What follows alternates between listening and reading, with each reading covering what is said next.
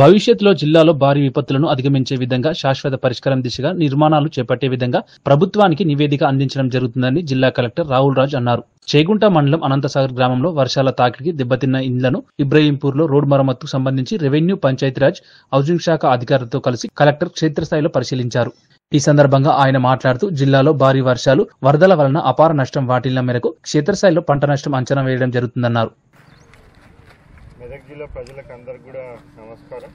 Especially Medak జిల్లా వ్యాప్తం కూడా సగం కంటే ఎక్కువ మండలాలు కూడా 26th, 27th, 28th ఆగస్ట్ రోజు భారీ నుంచి అతి భారీ వర్షాలు పడడం వల్ల చాలా ప్లేసెస్లో మనకి roads, culverts, causeways, bridges so ఇవన్నీ డ్యామేజ్ కావడం, చాలా ప్లేసెస్లో మొత్తము ఆ చెరువులు అన్నీ కూడా మొత్తం నిండిపోయి కూడా అలుగు పారడం, సో కొన్ని ప్లేస్లో రోడ్లపై నుంచి పోవడం వల్ల కూడా ఎక్కువ డ్యామేజెస్ మనకి జరగడం జరిగింది. మరి ఈరోజు చేగుంట మండలంలో కూడా మరి అనంతసాగర్ విలేజ్లో మనకి fully damaged houses, partially damaged houses ఉంటే అవి కూడా విజిట్ చేయడం జరిగింది. మరి ఇక్కడ కూడా ఇబ్రహీంపూర్లో కూడా రోడ్ మొత్తం సగం వరకు కట్ ఆఫ్ అయిపోయింది టోటల్గా.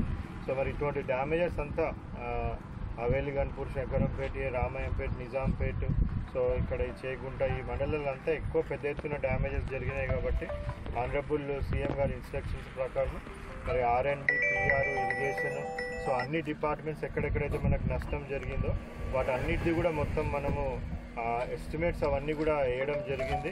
సో పర్మనెంట్ రీస్టోరేషన్కి ఎంతైతే ఖర్చు అవుతుందో అంతా కూడా ప్రభుత్వానికి పంపించడం జరిగింది. మరి సీఎం గారి ఇన్స్ట్రక్షన్స్ ప్రకారంగా ఇప్పుడు ఇమీడియట్గా టెంపరీ రీస్టోరేషన్ వర్క్స్ అంతా కూడా టేకప్ చేయమని చెప్పడం జరిగింది. ఆల్మోస్ట్ జిల్లాలో ప్రతి దగ్గర ఎక్కడెక్కడైతే రోడ్స్ కట్ ఆఫ్ అయిపోయి విలేజర్స్ ఇబ్బంది పడుతూ ఉన్నారో అవన్నీ కూడా టెంపరీ రీస్టోరేషన్ వర్క్స్ అన్నీ కూడా స్టార్ట్ చేసి కంప్లీట్ చేయడం జరుగుతూ ఉంది. ఎక్కడైతే ఇంకా మనకి పెద్ద ఎత్తున కొద్దిగా వర్క్స్ ఉన్నాయో అవన్నీ కూడా ఇంకొక 3-4 రోజులలో అవన్నీ కూడా కంప్లీట్ చేసి ట్రాఫిక్ అంతా కూడా పునరుద్ధరించడం జరుగుతుంది. సో అదేవిధంగా హౌస్ డ్యామేజెస్ కూడా సుమారుగా పార్షియల్లీ డ్యామేజెస్ ఒక 1000 వరకు ఉన్నాయి మన జిల్లా వ్యాప్తంగా.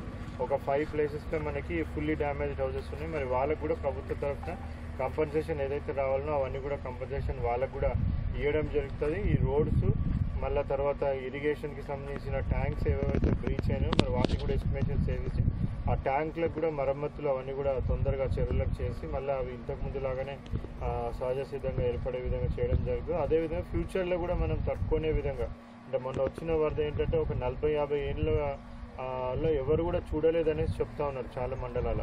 మరి ఇటువంటి